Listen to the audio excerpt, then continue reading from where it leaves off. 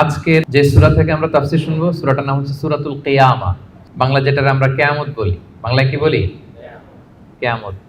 আল্লাহ তাআলা ওই নামে একটা সূরা ডেডিকেট করেছেন, সূরাটার নাম হচ্ছে সূরাতুল কিয়ামা। এই সূরাতে আসলে আল্লাহ তাআলা কি মেসেজ আমাদেরকে দিয়েছেন, কি বার্তা রাখতে চেয়েছেন? ওয়ালাকাদ ইয়াসসারনাল কুরআনা লিযিকর।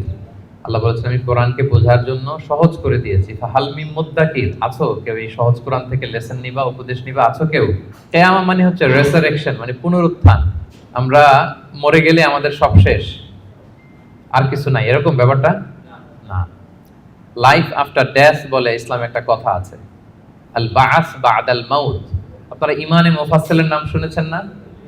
আমানতু বিল্লাহি ওয়া মালাইকাতিহি ওয়া কুতুবিহি ওয়া রুসুলিহি ওয়াল ইয়াউমিল আখিরি ওয়াল কদারি খাইরিহি ওয়া শাররিহি, তারপরে মিনাল্লাহি তাআলা, সবশেষেরটা কি?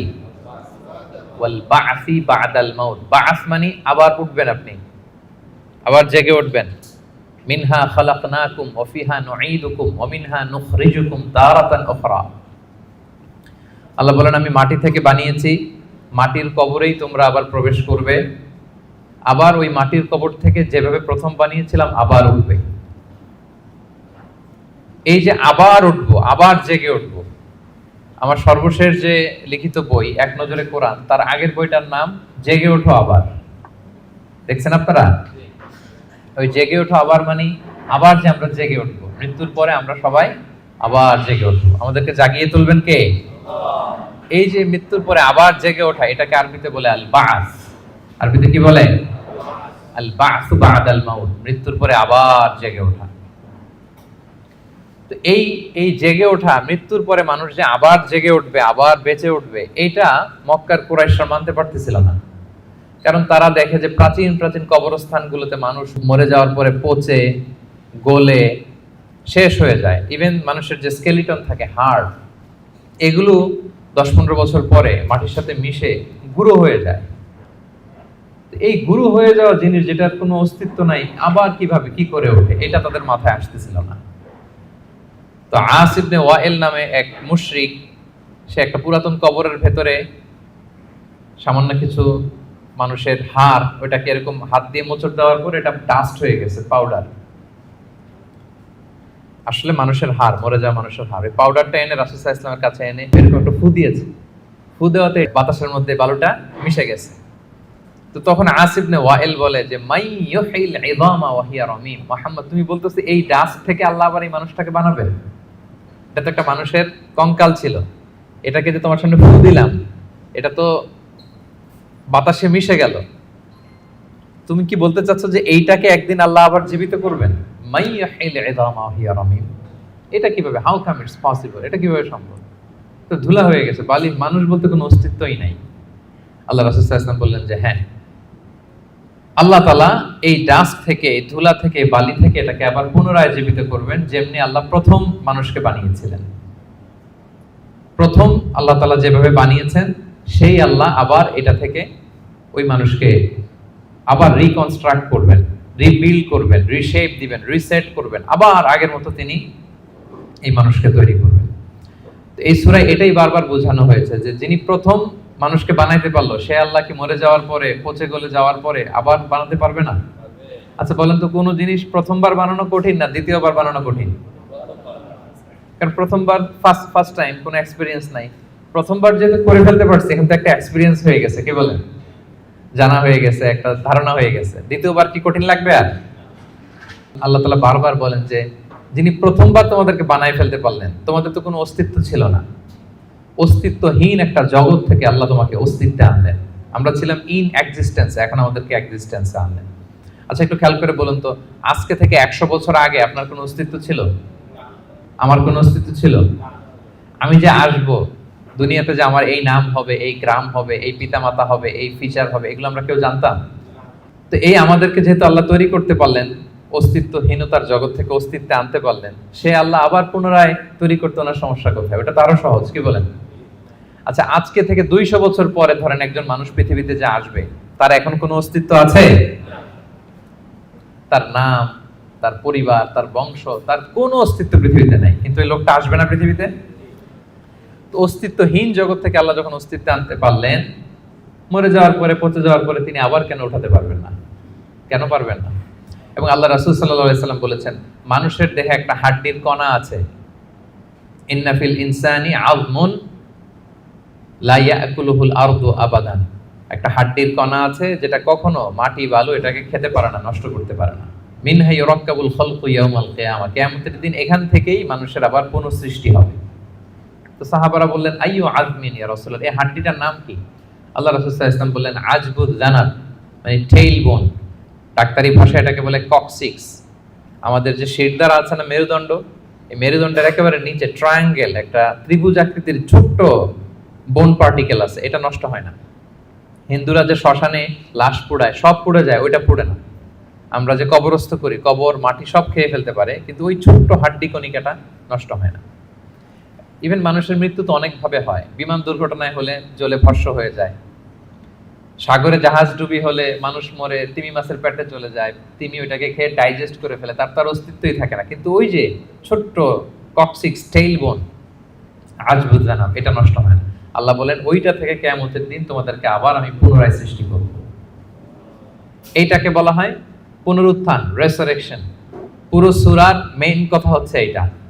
আপনাদের কাছে আগে ক্লিয়ার করে দিলাম যে ওরা যেহেতু বিশ্বাস করতে পারতেছিল না যে মানুষগুলো মরে যাওয়ার পরে 20 বছর 30 বছর পর কবরে তার অস্তিত্বই থাকে না, এই মানুষ আবার জীবিত হয় কি করে? আল্লাহ রাসূল সাল্লাল্লাহু আলাইহি ওয়াসাল্লাম বললেন যে না, এরাও জীবিত হবে। এবং আল্লাহ তাআলা এমন কথা বললেন যে তোমরা কি ভাবছো তোমাদের এই হাড় গোড়গুলো আমি রিঅ্যাসেম্বল করতে পারবো না? আরে তোমাদের the tips of your finger, তোমার আঙ্গুলের অগ্রভাগে যে এই যে কেমন আঁকি ঝুঁকি দেখা যায়, আঁকি বুকি দেখা যায়, এই যে যেটাকে আমরা আঙ্গুলের ছাপ বলি, ফিঙ্গারপ্রিন্ট, বাসমা, এইটাকে হুবহু আমি এক করে দিব। আল্লাহ বলেন, এখন যে ফিঙ্গারপ্রিন্ট নিয়ে দুনিয়াতে তোমরা আছো, ফিঙ্গারপ্রিন্ট চিনেন তো? এই যে ইমিগ্রেশন পার করে যে মালয়েশিয়াতে ঢুকছেন, কি করছিলেন? ফিঙ্গারপ্রিন্ট দিয়েছেন না? সিম কার্ড নিতে গেলে কি করতে হয়?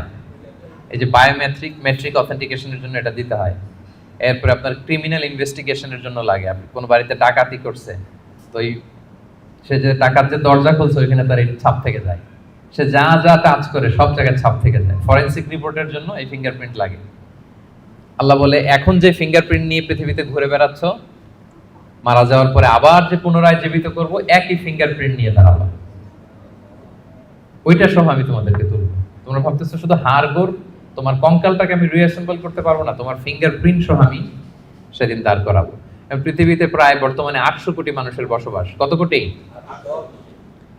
এই 800 কোটি মানুষের একজনের হাতের ছাপের সাথে, আঙ্গুলের ছাপের সাথে আরেকজনের ছাপের কোনো মিল নাই। 800 কোটি মানুষ, আপনার এই আঙ্গুলের ছাপের সাথে এই আঙ্গুলের মিল নাই। 10টা আঙ্গুলের কোনো ছাপের সাথে অন্য আঙ্গুলের কোনো ছাপের মিল নাই।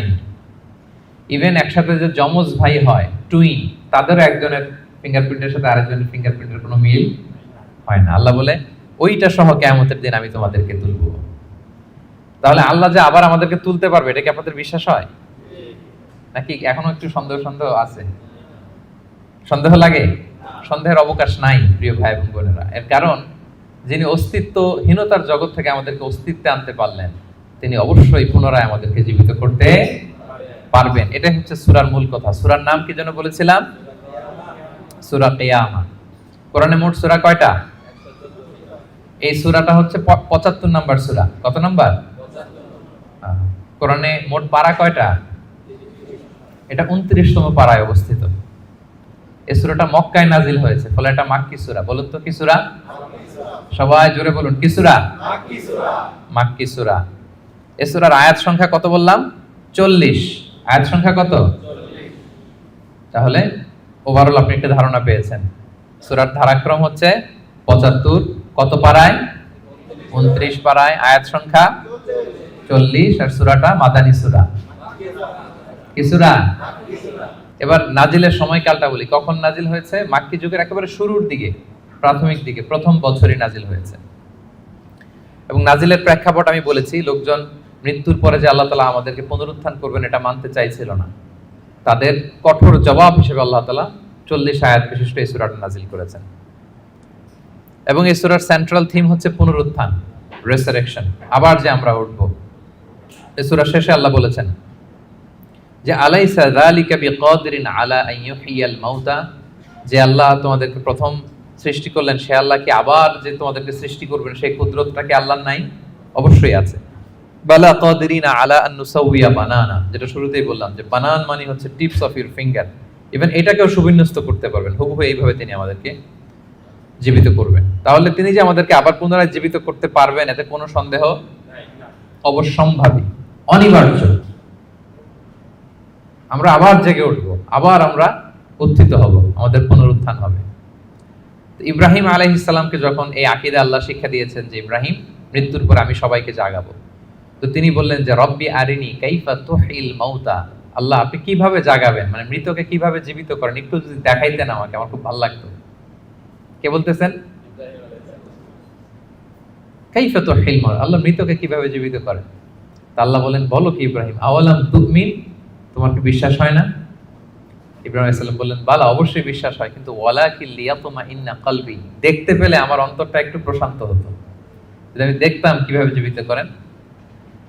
সূরা বাকারা এসেছে, আল্লাহ বললেন ফাখুয আরবাআতাম মিনাত তায়র, ঠিক আছে দেখাবো, তুমি 4টা পাখি নিয়ে আসো, জবাই করো, পাখিগুলোকে টুকরো টুকরো করো, এদের গোশতগুলো পাহাড়ের ওই পাশে ছিটায় দিয়ে আসো, এরপরে পাহাড়ের এই পাশ থেকে পাখিগুলোকে ডাকো। ইব্রাহিম আলাইহিস সালাম পাহাড়ের এই পাশ থেকে ডাক দিলেন, ডাক দেওয়ার সাথে সাথে আল্লাহ তাআলা মৃত ওই পাখির গোশতগুলোকে রিঅ্যাসেম্বল করে একসাথে জীবিত করে আবার ইব্রাহিম আলাইহিস সালামের সামনে এনে হাজির করে দিলেন।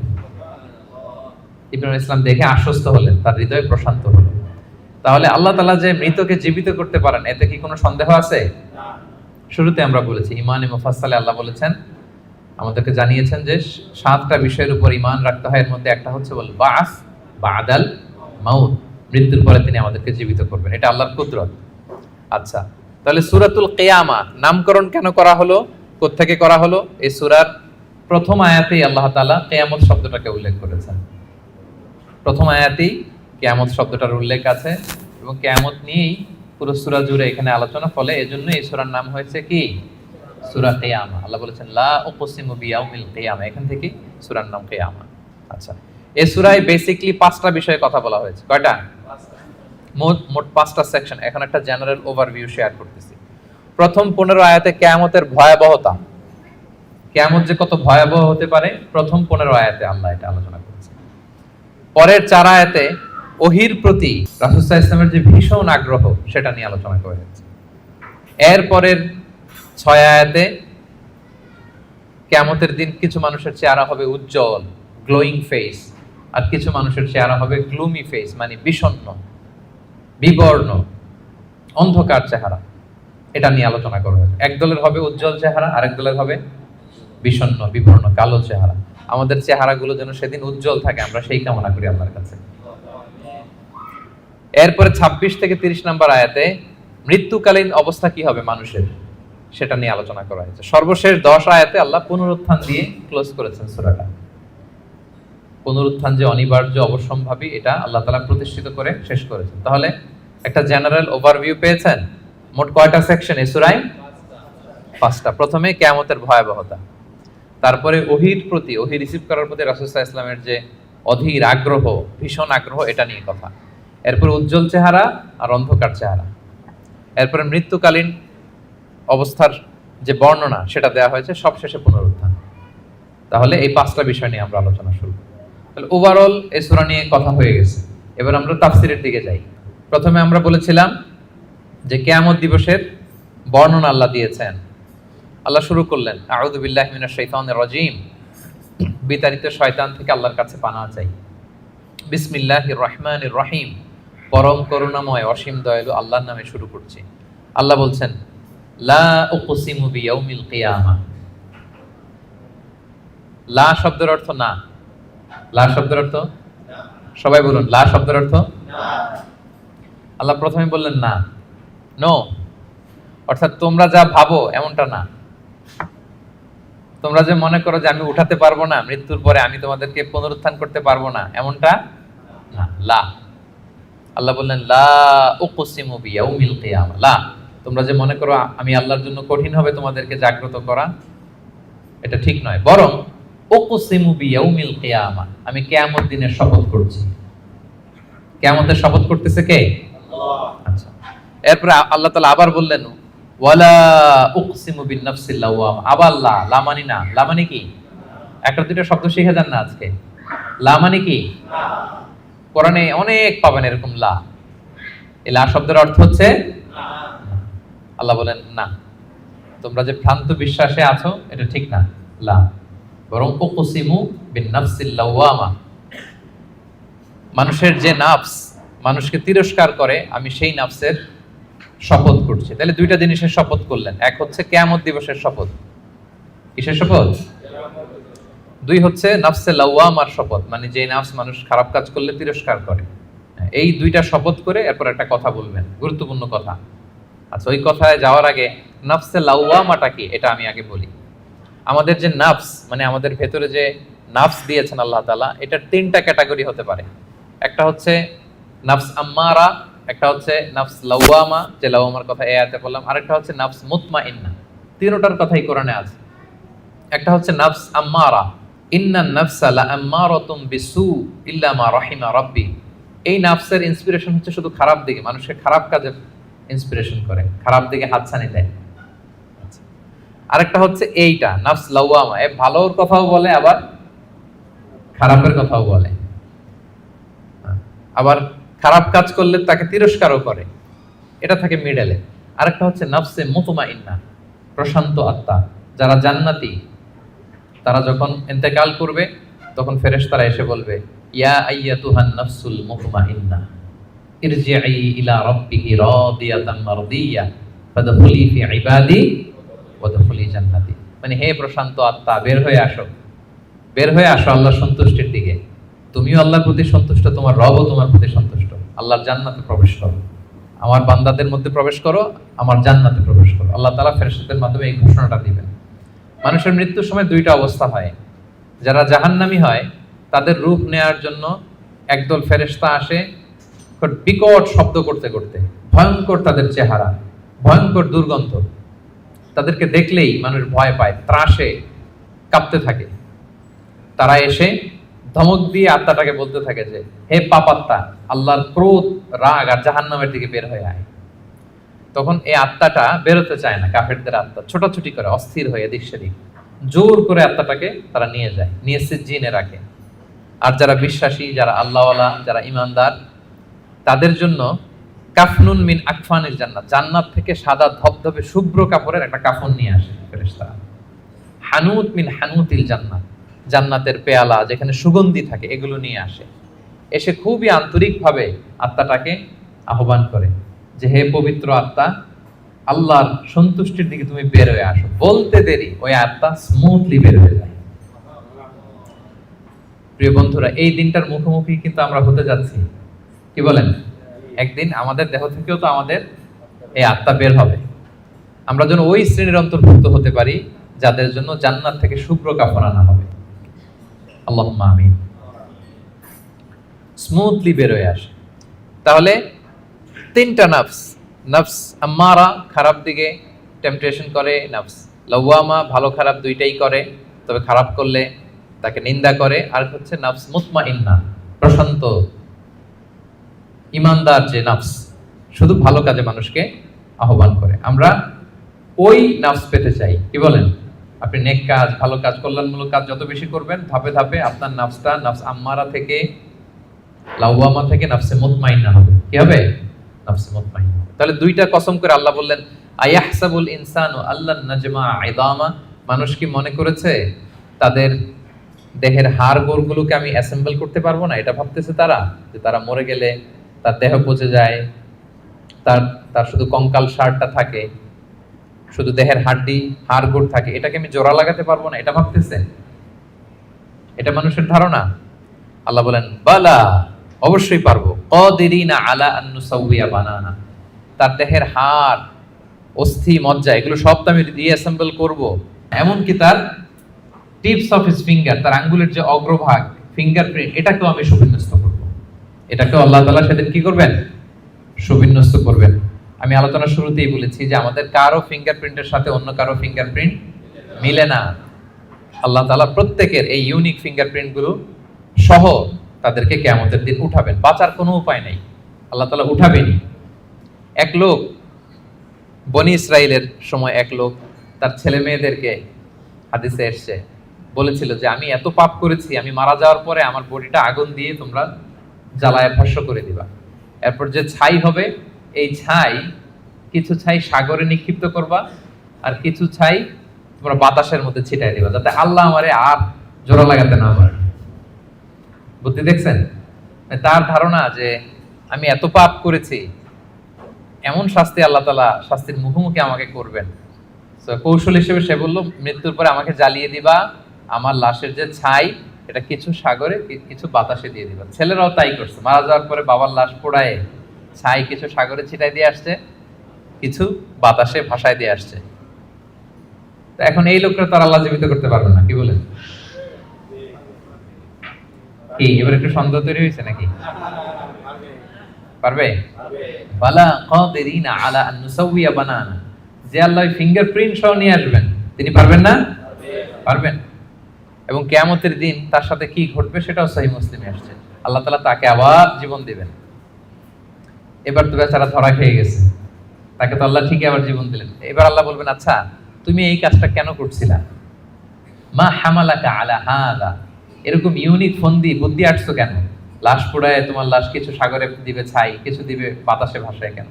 বলতেছে, ইয়া রাব্বি মাখাফাতু, আপনার ভয়, আপনার ভয়ে আমি এই কাজ করেছি।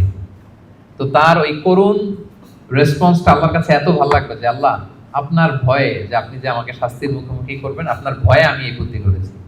তার এই করুণ আর্তনাদের কারণে আল্লাহ তাআলা তাকে ক্ষমা করে জান্নাতবাসী করে দেবেন। তাহলে কোনোভাবেই এটা থেকে বাঁচার কোনো উপায় নাই। তিনি আমাদেরকে, আমরা যেভাবেই মারা যাই, যেখানে আমাদের অবস্থান থাকুক না কেন, তিনি আমাদেরকে কি করবেন? পুনরুজ্জীবন দান করবেন। তাহলে আল্লাহ তাআলা বললেন, বালা কাদিরিনা আলা আন নুসাউইয়া বানানা, তোমাদের যে ফিঙ্গারপ্রিন্ট এগুলোকে আমি একত্রিত করব। তাহলে এটা মনে রাখবেন যে ফিঙ্গারপ্রিন্টের কথা আল্লাহ তাআলা এই সূরা কিয়ামতে বলেছেন। কোন সূরায় বলেছেন? ফিঙ্গারপ্রিন্টের কথা বলেছেন। 1892 সালে আমরা প্রথম জানতে পারি, পৃথিবীবাসী একজন সায়েন্টিস্ট, ফ্রান্সিস গ্যালটন তার নাম, সে প্রথম এটা বৈজ্ঞানিকভাবে আবিষ্কার করে যে মানুষের এখানে যে কিছু আঁকিঝুঁকি আছে, এগুলো একটার সাথে আরেকটা মিলে না। ফলে যেটা বললাম, বায়োমেট্রিক অথেন্টিকেশনের জন্য, ফরেনসিক রিপোর্টের জন্য বা ক্রিমিনাল ইনভেস্টিগেশনের জন্য তারা বৈজ্ঞানিকভাবে 1892 সালে এটা পৃথিবীতে এটা নিয়ে কাজ করা শুরু করছে। আর 1500 বছর আগে আল্লাহর কোরআনের ভেতরে এই ফিঙ্গারপ্রিন্ট, আঙ্গুলের ছাপের ব্যাপারে আমাদেরকে জানিয়ে দিয়েছেন কে? 1500 বছর আগে তিনি জানিয়ে দিয়েছেন যে বালা কাদিরিনা আলা আন নুসাউইয়া বানানা, তোমাদের আঙ্গুলের ফিঙ্গারপ্রিন্ট গুলোকে আমি আল্লাহ একত্রিত করব। আল্লাহু আকবার। এরপর আল্লাহ তাআলা বললেন, বাল ইউরিদুল ইনসানু লিয়াফজুরা আমামা, এগুলো যেন মানুষ পাপ করে, ভবিষ্যতে সে পাপ করতে চায়, তার মধ্যে অন্যায় প্রবণতা আছে। এবং আল্লাহ রাসূল সাল্লাল্লাহু আলাইহি সাল্লামকে ঠাট্টা করে তারা জিজ্ঞেস করতো, ইয়াসআলু আইয়ানা ইয়াউমুল কিয়ামা, হে মুহাম্মদ তুমি যে বারবার বলো কিয়ামত কিয়ামত, কবে হবে এটা? কবে? ইয়াসআলু আইয়ানা ইয়াউমুল কিয়ামা, কবে হবে? কিয়ামতের ডেট জানার যে খুব আগ্রহ, এই জন্য না, ঠাট্টা করে বলে। কি করে? তুমি যে বলতেছো কিয়ামত হবে, কবে হবে? সাহাবারাও জিজ্ঞেস করতেন, কিন্তু ঠাট্টা করে জিজ্ঞেস করতেন না, ওনারা প্রস্তুতি হিসেবে জিজ্ঞেস করতেন। এক সাহাবী বলেন, ইয়া রাসূলুল্লাহ মাতা সাআ, হে নবী কিয়ামত কবে হবে? আল্লাহ রাসূল সাল্লাল্লাহু আলাইহি ওয়াসাল্লাম বলেন, ওয়া মাযা আ'দাদতা লিস-সাআ, কিয়ামতের জন্য তোমার প্রস্তুতি কি? তুমি এত কিয়ামত কবে হবে জানার জন্য উদ্গ্রীব হলে? তিনি বললেন, আমার কোনো প্রস্তুতি নাই, ইল্লা আন্নী উহিব্বুল্লাহ ওয়া রাসূলা, আমি আল্লাহ এবং আল্লাহর রাসূলকে ভালোবাসি, এটাই আমার প্রস্তুতি। তখন রাসূল সাল্লাল্লাহু আলাইহি ওয়াসাল্লাম বললেন, তুমি যে আল্লাহ আল্লাহর রাসূলকে ভালোবাসো, এই ভালোবাসাই তোমাকে জান্নাতে প্রবেশ করাবে। আবার রাসূল সাল্লাল্লাহু আলাইহি ওয়াসাল্লাম বললেন, তুমি যাদেরকে ভালোবাসো তাদের সাথেই আল্লাহর জান্নাতে থাকবে। আনতা মা'a মান আহবাবতা, তুমি যাদেরকে ভালোবাসো তাদের সাথেই থাকবে, মানে নবীকে ভালোবাসো তো নবীর সাথেই আল্লাহর জান্নাতে তুমি বসবাস করবে। তো তারা টিটকারি করে বলতো, ইয়াসআলু আইয়ানা ইয়াউমুল কিয়ামা, কবে হবে কিয়ামত? এবার রাসূল সাল্লাল্লাহু আলাইহি ওয়াসাল্লাম কিয়ামতের বর্ণনা দিচ্ছেন যে কিয়ামত যখন হবে, ফাইদা বারিকাল বাসার, আতঙ্কে মানুষের চোখ ধাঁধিয়ে যাবে কিয়ামতের সময়। কিয়ামতের একটা ফিচার শোনেন, কিয়ামত এমন সময় হুট করে হবে, কেউ থাকবে বাজারে, কেউ মাঠে, কেউ ঘাটে, কেউ অফিসে, কেউ রান্নাঘরে, কেউ ওয়াশরুমে, কেউ স্কুলে, কেউ কলেজে, কেউ বিজনেস মিটিং এ। যখন কিয়ামতের বিভীষিকা শুরু হবে, ফাইদা বারিকাল বাসার, মানুষের চোখ ছানা বড়া হয়ে যাবে, চোখ ধাঁধিয়ে যাবে কিয়ামতের আতঙ্কে। ওয়া খাসাফাল কমার, চাঁদ এটা আলোহীন হয়ে যাবে, নিষ্ক্রিয় হয়ে যাবে। ওয়া জুমিআ আশ-শামসু ওয়াল কমার, চাঁদ সূর্য একটার সাথে একটা ধাক্কা লেগে মেসাকার হয়ে যাবে। কিয়ামতের বর্ণনা। ইয়াকুলুল ইনসানু আইনাল মাফার, সেদিন মানুষ বলবে পালাবার জায়গা কোথায়, পালাবো কোথায়? আইনাল মাফার, সেদিন পালানোর কোনো জায়গা আছে বলেন তো? আল্লাহ বলছেন ইয়াউমা তারাউনাহা তাযহালু কুল্লু মুরদিআতিন আম্মা আরদাআত ওয়া তাদউ কুল্লু যাতি হামলিন হামলাহা। কিয়ামতের অবস্থা এমন হবে যে কিয়ামতের বিভীষিকা যখন শুরু হবে, দুগ্ধপোষ্য বাচ্চাকে রেখে, বাচ্চাকে ফেলে দিয়ে মা দৌড়ে পালাবে। ব্রেস্ট ফিডিং মাদার যারা আছে, মানে যেই মা বাচ্চাকে দুধ খাওয়ায়, দেখবেন যে ওই বাচ্চাকে চোখের আড়াল করতে চায় না, কাছে কাছে রাখে না। কিন্তু কিয়ামতের বিভীষিকা এত ভয়ঙ্কর হবে, ওই মা দুধের বাচ্চাটাকে রেখে পালাবে। ওয়া তাদউ কুল্লু যাতি হামলিন হামলাহা, যত প্রেগন্যান্ট নারী আছে, 2 মাসের কনসিভ, 5 মাসের, 6 মাসের, 7 মাসের, half form baby, full form baby, মুহূর্তেই সব ডেলিভারি হয়ে যাবে ভয়ের চোটে। ওয়া তারান নাসা সুকারা ওয়া মা হুম বিসুকারা ওয়ালাকিন্না আযাবাল্লাহি শাদীদ, মানুষগুলো পাগলের মতো দৌড়াবে, পাহাড়গুলো তুলার মতো বিক্ষিপ্ত পতঙ্গের মতো নিক্ষিপ্ত হতে থাকবে, ছুটতে থাকবে।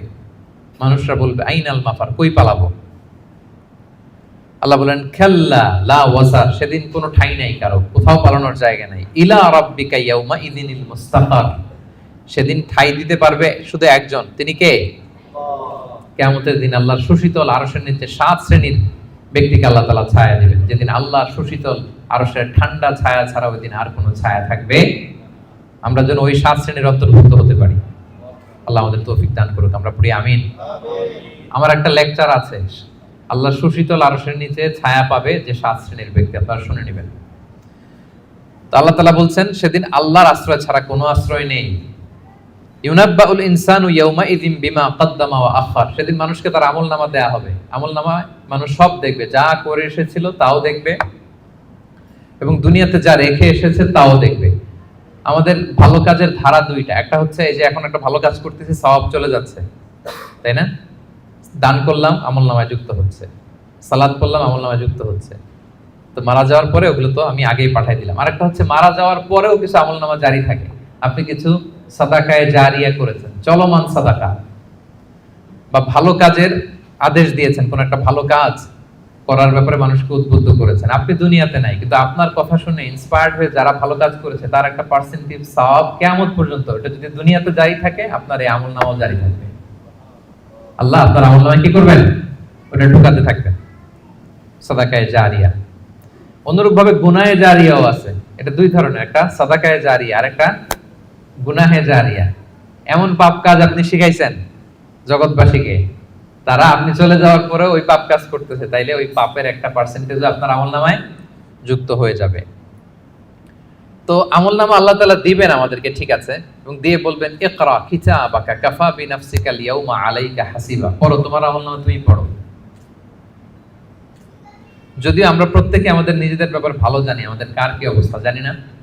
আমি যদি পাপ করি, জুলুম করি, অন্যায় করি, খারাপ কাজ করি, সমাজে যে লোকটা করে তার নিজের একটা জানা আছে না, জানাশোনা আছে না নিজের ব্যাপারে? তার যে কি হইতে যাচ্ছে কিয়ামতের দিন, তার তো একটা হিসাব আছে, কি বলেন? আর যে খুব আল্লাহওয়ালা, নামাজি, মুত্তাকি, নেককার, তার একটা হিসাব আছে না? তার তো একটা হিসাব আছে, ইনশাআল্লাহ আমি আমার সব ভালো কাজের প্রতিদানগুলো জমা হচ্ছে আমার, আমি আল্লাহর কাছে পাই টু পাই, বুঝে বুঝে পাবো এর রিওয়ার্ড, এর প্রতিদান। তো আল্লাহ বলবেন বালিল ইনসানু আলা নাফসিহি বাসীরা, মানুষ নিজেই তার ব্যাপারে ভালো করে জানে, যদিও আমলনামা দেয়া হবে কিন্তু প্রত্যেকেই তার ব্যাপারে ভালো করে জানে। এইভাবে এই প্রথম 15 আয়াতে আল্লাহ তাআলা কিয়ামতের বিভীষিকাময় পরিস্থিতির কথা তুলে ধরলেন। 5টা সেকশনের প্রথম সেকশন, বড় সেকশনটা আমরা কভার করলাম। সবার কাছে ক্লিয়ার হয়েছে তো? আচ্ছা, দ্বিতীয় সেকশনে কি বলছিলাম? যে ওহীর প্রতি রাসূল সাল্লাল্লাহু আলাইহি ওয়াসাল্লামের ভীষণ আগ্রহ ফুটিয়ে তোলা হয়েছে 4টা আয়াতে। তো এই আয়াতগুলো যখন নাজিল হচ্ছিল, রাসূল সাল্লাল্লাহু আলাইহি ওয়াসাল্লাম সাথে সাথে পড়তেছিলেন। জিবরাইল আলাইহিস সালাম যখন নাজিল করে উনিও পড়তে আরম্ভ করেন। কেন? উনি ভাবতেছেন যদি ভুলে যাই। কোন ভাবনা থেকে? যদি ভুলে যাই, সাথে সাথেই মুখস্থ করতেছেন। তো আল্লাহ তাআলা আয়াত নাজিল করলেন যে নবী যখন আমি কোরআনের আয়াত নাজিল করি সাথে সাথে আপনি তড়িঘড়ি করে আয়াত্ত করবার জন্য পড়া শুরু করবেন না। আপনি শান্ত থাকুন, নীরব থাকুন, কেবল ঠায় তাকিয়ে থাকুন আর শুনুন।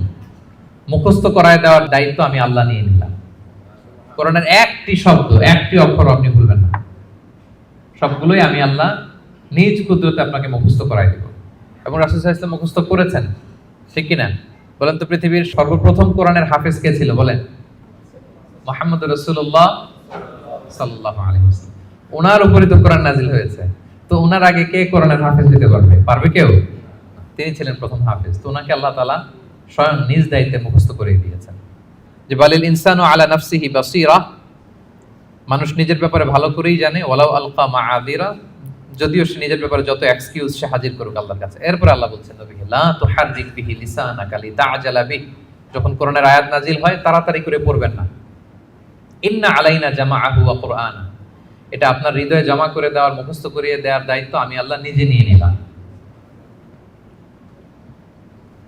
ফাইদা ক্বারানাহু ফাত্তাবি' কুরআনা, জিবরাইল যখন পড়বে শুধু খেয়াল করে শুনুন, বাকিটা আমার দায়িত্ব।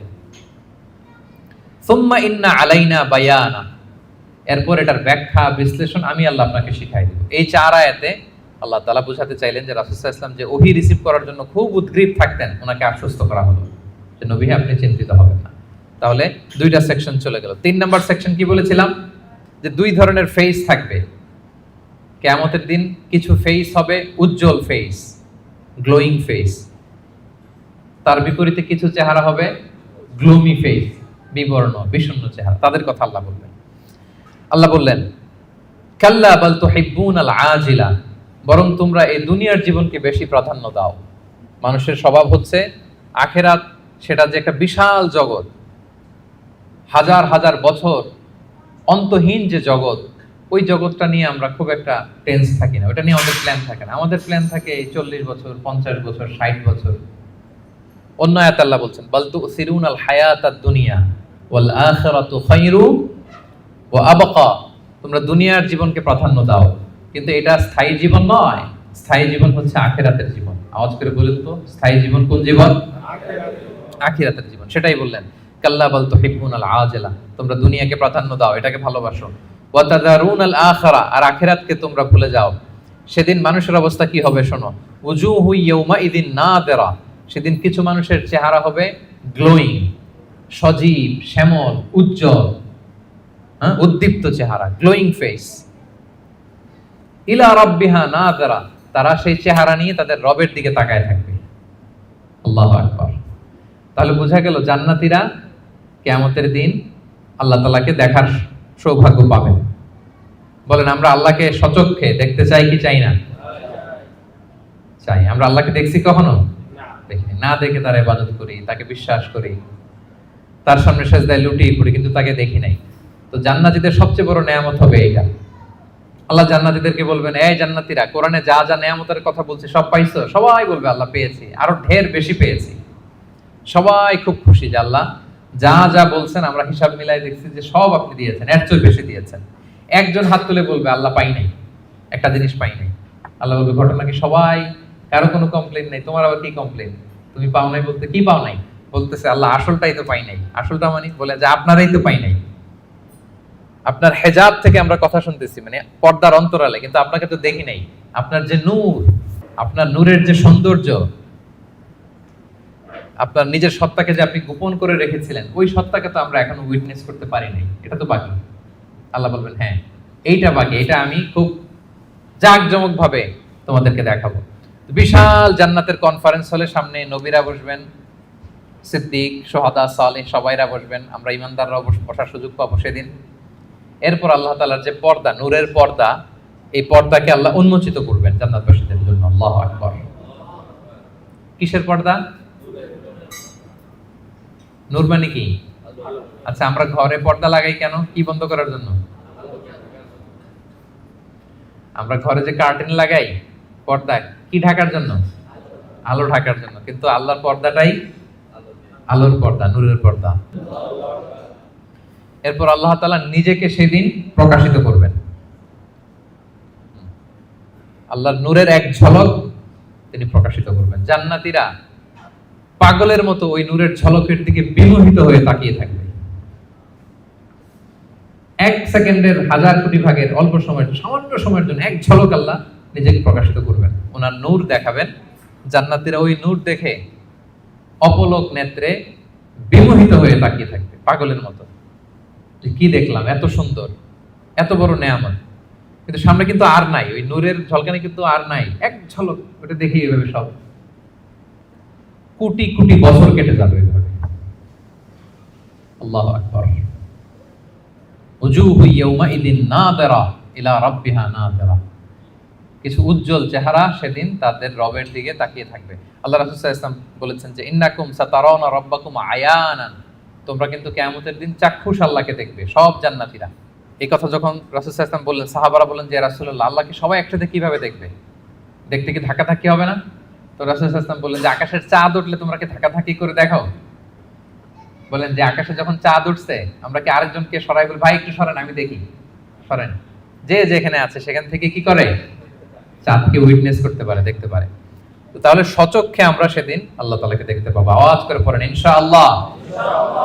তাহলে উজুহু ইয়াউমাইদিন নাযিরা ইলা রাব্বিহা নাযিরা, সজীব চেহারাগুলো আল্লাহর দিকে তাকিয়ে থাকবে। এটা হচ্ছে এক শ্রেণী। আরেক শ্রেণী হবে কি? ওয়া উজুহু ইয়াউমাইদিন বাসিরা, আরেক দলের চেহারা হবে কালো। ওই যে আমলনামায় তার সব খারাপ কাজের লিস্ট, তাদের চেহারা কি উজ্জ্বল হবে? কেমন হবে? বিষণ্ণ, বিবর্ণ, ডার্ক ফেসেস, গ্লুমি ফেসেস। তাযুন্নু আন ইউফআলা বিহা ফাকিরা, সে বুঝতে পারবে যে কঠিন বিপদ নেমে আসতেছে। আচ্ছা গেল উজ্জ্বল চেহারা, আলোকিত চেহারা। এরপরে মৃত্যুকালীন অবস্থার বর্ণনা। খাল্লা, তোমরা যে ভাবতেছো তোমরা পুনরুত্থিত হবে না, শুরুতে তো দুইবার লা লা বলছো যে না না যা বলতেছো এটা ভুল, আবার এখানে কাল্লা, না তোমরা যা বলতেছো এটা কিন্তু ঠিক না, বারবার রিমাইন্ডার, পুনরুত্থান হবেই হবে, এটা কেউ ঠেকাইতে পারবে না। ইদা বালাগাতিত তারাকিয়া, মানুষের রূহ যখন কণ্ঠনালী পর্যন্ত পৌঁছে যায়, ওয়াকিলা মান রাক, তখন মৃত্যুর একটা সিনারিও আল্লাহ তুলে ধরেছেন। তখন মানুষ শেষ চেষ্টাটা করে, মৃত্যু সজ্জায় যখন চলে যায় আমরা কি করি? লাস্ট চেষ্টাটা করি যে তাকে বাঁচানো যায় কিনা, কোনো রাকি আছে কিনা তাকে রুকিয়া করবে, কোনো ডাক্তার আছে কিনা তাকে শেষ চেষ্টাটা করবে। ওয়াযান্না আন্নাহুল ফিরাক, কিন্তু মৃত্যুগামী যে যাত্রী সে বুঝে যায় যে এটাই আমার লাস্ট ডেট দুনিয়ার। তার মানে যিনি মৃত্যুবরণ করে মৃত্যুর কিছু সময় আগে সে বুঝতে পারে যে আমি ছেড়ে যাচ্ছি এই পৃথিবী, আমি কি করতেছি? ছেড়ে যাচ্ছি। আচ্ছা, ওয়ালতাফাতিস সাকু বিসাক, এই দুনিয়ার কষ্ট বা ভয়াবহতার সাথে যুক্ত হয় আখিরাতের ভয়াবহতা। মানে আজকে দুনিয়ার শেষ দিন, এরপরে আমার শুরু হয়ে যাবে কি? আখিরাতের প্রথম দিন। ইলা রাব্বিকা ইয়াউমা ইযিনিল মাসাক, এবং মানুষকে তার রবের দিকে সেদিন নেওয়া হবে।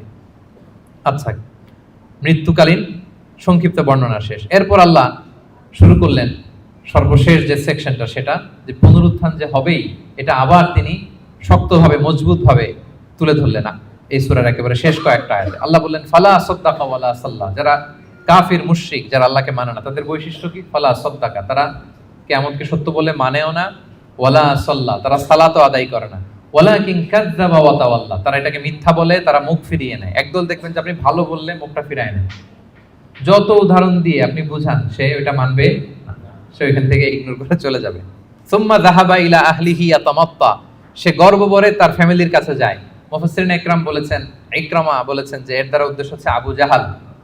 আবু জাহালকে যখন আল্লাহ রাসূল সাল্লাল্লাহু আলাইহি ওয়াসাল্লাম দাওয়াত দিচ্ছিল, যতভাবে যুক্তি নির্ভর কথা রাসূল সাল্লাল্লাহু আলাইহি ওয়াসাল্লাম বলে, কিন্তু সে শোনে না, সে অহংকার করে চলে যায়। আউলা লাকা ফাআউলা সুম্মা আউলা লাকা ফাআউলা, তোমার জন্য ধ্বংস অনিবার্য। এরপর আল্লাহ তাআলা বলছেন আয়াহসাবুল ইনসানু আন ইউতরাকা সুদা, যে কথা দিয়ে শুরু করেছিলেন সেটা দিয়ে শেষ করতেছেন। কোরআনের কোনো কিছুই অমিল নাই। আপনি দেখবেন একেবারে সূরার শুরুতে যেই কথা, শুরুর কথার সাথে শেষের কথার মিল আছে, আবার এই সূরার শেষে যা বলছে আরেক সূরার শুরুতে মিল আছে, মানে সবটা ইন্টারকানেক্টেড, হাইলি ইন্টারকানেক্টেড। আল্লাহ বলছেন আয়াহসাবুল ইনসানু আন ইউতরাকা সুদা, মানুষ কি ভাবে যে তাকে এমনি এমনি ছেড়ে দেওয়া হবে কোনো পরীক্ষা ছাড়া? কিয়ামতের দিন হাত তুলে বলবেন আল্লাহ আমি তো ঈমানদার ছিলাম, আর আল্লাহ বলবেন যাও তুমি চলে জান্নাতে ঢুকে যাও, এরকম না। আপনাকে কঠিন পরীক্ষার মুখোমুখি হতে হবে। আপনি যে আপনার ঈমানের দাবিতে সত্যবাদী, পদে পদে এটা প্রমাণ দিতে হবে। আলাম ইয়াকু নুতফাতাম মিন মানিয়্যিন ইউমনা, আমাদের সৃষ্টি শৈলীটা কেমন ছিল আল্লাহ ওইদিকে আমাদেরকে একটু তাকাতে বলতেছেন যে দেখো তো তুমি কি ছিলা, আমি আপনি আমরা প্রত্যেকে আসলে কি ছিলাম যদি একটু খেয়াল করেন তো। আপনি আপনার ছোটবেলার কত বছরের কথা মনে করতে পারেন? আপনি স্মৃতি হাতড়াতে হাতড়াতে পেছনে গেলে মানে কত বছর বয়সের কথা আপনার মনে আছে দেখি। আপনার বয়স যখন 3 ছিল কোনো স্মৃতি মনে আছে? 4, 5 কিছু? 5 বছর বয়সে আমরা স্কুলে ভর্তি হই, তো তার আগের কিছু ঘটনা আমাদের খেয়াল থাকে। কিন্তু 3 বছরের কোনো ঘটনা খেয়াল আছে? থাকতে পারে, কারো হয়তো থাকতে পারে, কিন্তু অধিকাংশই থাকে না। আচ্ছা তার পিছনে যদি দেন 2 বছর বয়সের, 1 বছর, আপনারই তো জীবন ওইটা, তো আপনার কিছুই তো খেয়াল নেই। আমারই তো জীবন, আমার পহেলা বছর, আমার দ্বিতীয় বছর, তৃতীয় বছর কি ছিল আমার খেয়ালই নেই। আচ্ছা তার আগে যদি যান, 6 মাস বয়স, মায়ের বুকের দুধ খেয়ে যে বেঁচেছিলাম, কিছু মনে পড়ে? আচ্ছা তার আগে মায়ের পেটের 9 মাস একটা অন্ধকার জগতে যে ছিলাম, দেখেন তো স্মৃতি হাতড়াতে হাতড়াতে কিছু পান কিনা? হ্যাঁ, ধোঁয়াশা, কিছুই মনে পড়ে না। আল্লাহ বলে একটু তাকাও তুমি কই ছিলা। আলাম ইয়াকুন নুতফা, তুমি কি একটা সামান্য স্পার্ম ড্রপ ছিল না, শুক্রাণু? মিম মানি ইউমনা, যেটা তোমার বাবার পৃষ্ঠদেশ থেকে তোমার মায়ের গর্ভের মধ্যে তুমি নিক্ষিপ্ত হয়েছিলে। বাবার পৃষ্ঠদেশ থেকে মায়ের গর্ভে তোমাকে আমি নিয়েছিলাম। ছোট্ট একটা মানে অনুবীক্ষণ যন্ত্র ছাড়া দেখা যায় না এই শুক্রাণু। এটা ছিলাম আমি, এটা ছিলেন আপনি, আপনার অস্তিত্ব তো এইটা, আমার অস্তিত্ব তো এইটা। তো আল্লাহ একটু ফিরে নিতেছে যে দেখো কিভাবে তোমার ক্রিয়েশন মেকানিজমটা, কিভাবে অস্তিত্বহীনতা থেকে বাবার পিঠ থেকে মায়ের গর্ভে তুমি ছিলে একটা স্পার্ম ড্রপ, একটা ছোট্ট শুক্রাণু। সুম্মা কানা আলাকা, এরপরে তুমি হলা একটা আলাকা, জোকের মতো, জোক যেটা মায়ের জরায়ুর দেয়ালে লেগেছিল। আপনারা যারা এমব্রয়োলজি নিয়ে কিছু পড়াশোনা করছেন বা জানেন, অথবা আপনি সার্চ দিলেও দেখবেন যে আমাদের জন্মের আগে, জন্মের শুরুর দিকটা আমাদের কেমন ছিল। দেখবেন যে ছোট্ট, ওই যে বর্ষাকালে পানির মধ্যে ব্যাং যখন বাচ্চা দেয়, ব্যাঙগাছি দেখেছেন? শত শত কালো কালো ছোট, এরকম ছোট ছিলাম আমরা। আমার মায়ের জরায়ুর দেয়ালের মধ্যে আমরা ছিলাম। ব্লাড ক্লট, এটার পরে আল্লাহ বানালেন লিটল ফ্ল্যাশ, একটা ছোট্ট গোশতের টুকরা। হ্যাঁ, সেখানে আল্লাহ আমাদের স্কেলিটন দিলেন, এই যে আমাদের কঙ্কাল, আমাদের স্কাল দিলেন। হ্যাঁ, আমাদের নার্ভ সিস্টেম চালু করলেন, আমাদের হেয়ারিং সিস্টেম চালু করলেন, আমাদের এই যে হার্ট প্রথম পাম্প করলো, হ্যাঁ, সিস্টোলিক ডায়াস্টোলিক অলিন্দ নিলয় শুরু হলো। এই যে আপনি একটা হিউম্যান বেবি হিসেবে আত্মপ্রকাশ করলেন মায়ের পেটে। এই অন্ধকার মায়ের পেটের ভেতরে 3টা প্যাকেট ছিল ওখানে, যুলুমাতুন সালাস, এর ভেতরে আপনাকে তৈরি করেছে কে? স্মৃতি হাতে তো কিছু পাই না, এই জন্য আল্লাহ স্মরণ করাই দিচ্ছে যে তোমার তো আর খেয়াল থাকবে না, আমি যে এত বিশাল বিশাল কাজ করছি একটু শুনে নাও। যে বাবার পিঠ থেকে মায়ের গর্ভে গিয়েছিলে, 40 দিন ছিল এই শুক্রাণু, হাদিসে এসছে। তারপরের 40 দিন ছিল আলাকা, ব্লাড ক্লট। তারপরের 40 দিন ছিল লিটল ফ্ল্যাশ, ছোট্ট একটা গোশতের টুকরা। এরপর এক ফেরেশতা এসে তোমার মধ্যে রূহের ফুৎকার দিয়েছে। এরপরে এই যে সিস্টোলিক ডায়াস্টোলিক শুরু হয়েছে। আপনি যে প্রাণ ফিরে পেয়েছেন, একটা ফুল ফর্ম বেবি হচ্ছেন, এইভাবে আমি তোমাকে দুনিয়াতে এনেছি। এগুলো কেন বলতেছে জানেন? আল্লাহ বুঝাইতে চাইছে যে আল্লাহ এইভাবে করতে পারে, সে আল্লাহ মরে যাওয়ার পরে, পচে যাওয়ার পরে, গলে যাওয়ার পরে, 1000 বছর পরে সে আল্লাহকে তোমাদেরকে উঠাতে পারে না? এটাকে বলে পুনরুত্থান, বল বাস বাদাল মাউত। ফাখালাকা ফাসাওয়া, সৃষ্টি করলেন, সুবিন্যস্ত করলেন। ফাজআলা মিনহু যাওজাইনি যাকারা ওয়াল উনসা, এরপর আল্লাহ জোড়া সৃষ্টি করলেন। তোমাদের কাউকে বানালেন নারী, কাউকে বানালেন পুরুষ। এরপরে আল্লাহ একটা প্রশ্ন ছুড়ে দিয়ে শেষ করলেন, আলাইসা যালিকা বিকাদিরিন আলা আন ইহইয়াল মাউতা, যে আল্লাহ এত কিছু করতে পারলেন, সে আল্লাহকে মৃতকে জীবিত করতে সক্ষম নন? বলেন, তিনি কি সক্ষম নন? রাসূল সাল্লাল্লাহু আলাইহি ওয়াসাল্লাম যখন এই সূরাটা শেষ করতেন, তিনি বলতেন বালা বালা ইয়া রাব্বানা, অবশ্যই হে আল্লাহ, অবশ্যই আপনি আমাদেরকে পুনরায় জীবিত করতে সক্ষম। তাহলে এই 40টা আয়াতের মধ্য দিয়ে বেসিকলি আল্লাহ তাআলা তিনি যে আমাদেরকে আবার পুনরায় জীবিত করতে সক্ষম, এটা তিনি আমাদেরকে শিখিয়েছেন। তাহলে মারা যাওয়ার পরে আমরা যে আবার উঠবো, এই বিশ্বাসটাকে আজকে একটু মজবুত হয়েছে নাকি না আগের মতোই? আলোচনা শোনার আগে যে অবস্থায় ছিলেন, আলোচনাটা শোনার পরে কি বল বাস বাদাল মাউত, মৃত্যুর পরে যে আবার পুনরায় জীবিত হবে, এই বিশ্বাসটা আরেকটু মজবুত হয়েছে আপনাদের? সম্মানিত বন্ধুরা, এই সূরার মূল কথা হচ্ছে পুনরুত্থান, যে আল্লাহ তাআলা আমাদেরকে আবার জীবিত করবেন। আমাদের বিশাল এক জগৎ পড়ে আছে মৃত্যুর পরে, অনন্তকালের জগৎ, লাইফ আফটার ডেথ। আমাদের এই জীবনের ব্যস্ততা, আমাদের ফ্যামিলি, আমাদের সন্তান, আমাদের ব্যবসা, আমাদের ক্যারিয়ার, আমাদের নানা মোহের জালে আমরা এমন ভাবে আটকে আছি, ওই বিশাল জগতের কোনো প্ল্যানিংই নেই। ধরেন যে আপনি 2 মাস পরে দেশে যাবেন, একটা প্ল্যান থাকে না, টিকিট করো, এই করো, শপিং করো, এটা করো, দেশে আসতেছি, এই করতে, কত প্ল্যান। মাত্র 1 মাসের সফর। আর মৃত্যুর পরের সফরটা কত দিনের বলেন? অনন্তকালের সফর নিয়ে আমাদের কোনো প্ল্যানই নেই। আল্লাহ তাআলা এই জন্য বারবার মাক্কি সূরাগুলোর নানাভাবে তিনি বুঝাতে চেয়েছেন যে মৃত্যুর পরে তুমি জীবিত হবা এবং তোমার কাছের লোক যারা তাদেরকে আবার পাবা। তোমার বাবা, দাদা, কাউকে আমি হারাই নাই চিরকালের জন্য। তারা জান্নাতি হলে আমরা এক জান্নাতে একসাথে থাকবো ইনশাআল্লাহ। আওয়াজ করে পড়ুন ইনশাআল্লাহ। তাহলে সংক্ষেপে যদি বলি এই সূরা থেকে কি শিখলাম? 1 নাম্বার হচ্ছে আমাদের আত্মাগুলোর অনেক ইন্সপিরেশন আছে। আম্মারা খারাপ দিকে ইন্সপায়ার করে, লাওয়ামা মিডল, আর একটা হচ্ছে মুতমাইন্না। আমরা কোন নাফস চাই বলেন? নাফসে মুতমাইন্না, যে আত্মা আল্লাহর উপর সন্তুষ্ট এবং আল্লাহ যে আত্মার উপর সন্তুষ্ট, যাদেরকে আল্লাহ সিজ্জিনে পাঠাবেন না কবু, তিনি ইল্লিনে পাঠাবেন। আমাদের আত্মাগুলো কোথায় যাবে? ইল্লিনে যাবে। তাহলে ওটার জন্য কাজ করতে হবে। আপনার সোলটাকে আপনাকে ট্রেন আপ করতে হবে। এই আত্মার অনেক দিকে হাতছানি আছে, টেম্পটেশন আছে। ভালো কাজ করে, কল্যাণমূলক কাজ করে, যে কাজে আল্লাহ সন্তুষ্ট হয়, আল্লাহ রাসূল সন্তুষ্ট হয়, ওই কাজগুলো করে করে আপনার নাফসকে আপনার মুতমাইন্না বানাইতে হবে। এটা হচ্ছে আমাদের দায়িত্ব। 2 নাম্বার লেসন হচ্ছে রেসারেকশন। এটা হবে পুনরুত্থান, এবং আল্লাহ বলেছেন যে ফিঙ্গারপ্রিন্ট যেভাবে আছে, হাতের ছাপ সহ তোমরা উঠবা, এবং যে আল্লাহ প্রথমে সৃষ্টি করতে পারেন সে আল্লাহ পরেও সৃষ্টি করতে পারবেন। 3 নাম্বার হচ্ছে আমাদের থিংকিংটা শর্ট টার্ম থিংকিং থেকে লং টার্ম থিংকিং বানাইতে হবে। কাল্লা বাল তুহিব্বুনাল আজিলা, আল্লাহ সূরায় বলেছেন যে তোমরা দুনিয়া নিয়ে ব্যস্ত থাকো। আমাদের আসলে সব এনগেজমেন্ট, ব্যস্ততা কি নিয়ে বলেন তো? আখিরাত আমাদের প্ল্যানে নাই। মৃত্যু নিয়ে আমাদের প্ল্যান আছে? যেহেতু আমি তো অনেক প্ল্যান করে রাখছি মৃত্যু নিয়ে। আমি একদিন মারা যাব, আমার কাফনের কাপড় আনা হবে, আত্মীয় স্বজনরা কিছু কান্নাকাটি করবে, মসজিদের মাইকে অ্যানাউন্স করা হবে, অমুক এলাকার নিবাসী অমুক ভাই দুনিয়াতে নাই, ইন্না লিল্লাহি ওয়া ইন্না ইলাইহি রাজিউন, আজকে বাদ আসর অমুক মাঠে তার জানাজা। এগুলো ভাবেন? এগুলো নিয়ে প্ল্যানে আছে আপনার? এরপর আত্মীয় স্বজনরা গুড বাই জানানোর জন্য লাস্ট বিদায় দিতে আসবে আপনাকে, গোসল দিয়ে সাদা কাফনে মুড়িয়ে ওই অন্ধকার কবরে রেখে আসবে। গুটগুটে অন্ধকার, এই অন্ধকার যেন আর শেষ হতে চায় না। এরপর কিছুদিন কান্নাকাটি করবে, ঠিকই আবার দুনিয়া আগের মতোই চলবে। আপনার রেখে যাওয়া সম্পদ কে কতদূর পাবে, ভাগ বটোয়ারা নিয়ে মিটিং বসবে।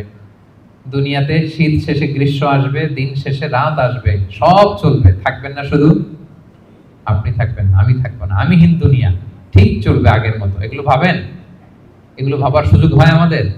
কবরের 3টা প্রশ্নের মুখোমুখি হওয়া, এই রূহটা নিয়ে যে ইল্লিনে রাখা হবে, কিয়ামত, পুলসিরাত, জান্নাত, আল্লাহর সাথে সাক্ষাৎ, এগুলো ভাবার তো সময়ই নাই আমাদের।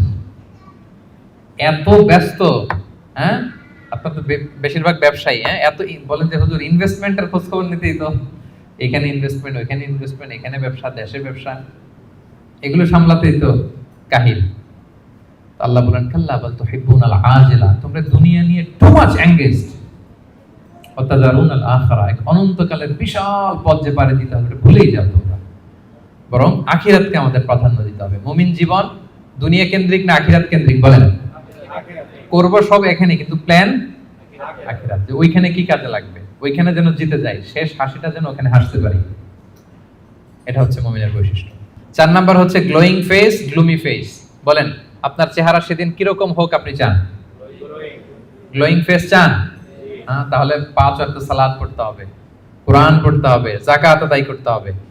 5 নম্বরে মৃত্যুর যে ওই সময়টা, ওইটা আমাদের জন্য ফিক্স।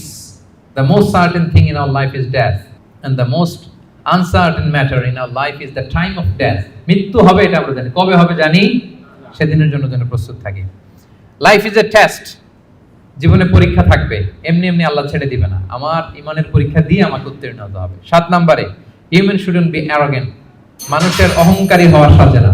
কারণ আল্লাহ আমাদের সৃষ্টির দিকে একটু তাকাতে বলছে, তোমার যে এত অহংকার, এত ক্ষমতার দাপট, তুমি পাওয়ারফুল এলাকায়, তোমার দাপটে কেউ কথা বলতে পারে না। তুমি কি ছিলা বলো তো? 3 বছর আগে কি হয়েছিল? তোমার বয়স যখন 3, মনেই করতে পারো না। মায়ের পেটে কি ছিলা, তার আগে কি ছিলা? ছোট্ট একটা তুচ্ছ পানির ফোঁটা থেকে আল্লাহ আমাদেরকে বানিয়েছেন।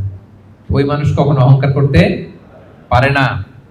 সব শেষ কথা হচ্ছে রেসারেকশন ইজ এ মাস্ট। আমরা আবার জীবিত হব, মৃত্যুর মধ্য দিয়ে আমাদের সব শেষ হয়ে যাবে না, বরং বল বাস বাদাল মাউত, মৃত্যুর পরে আবার আমরা পুনরুত্থিত হব এবং আল্লাহর সেই ট্রাইব্যুনালে আমাদেরকে দাঁড়াতে হবে।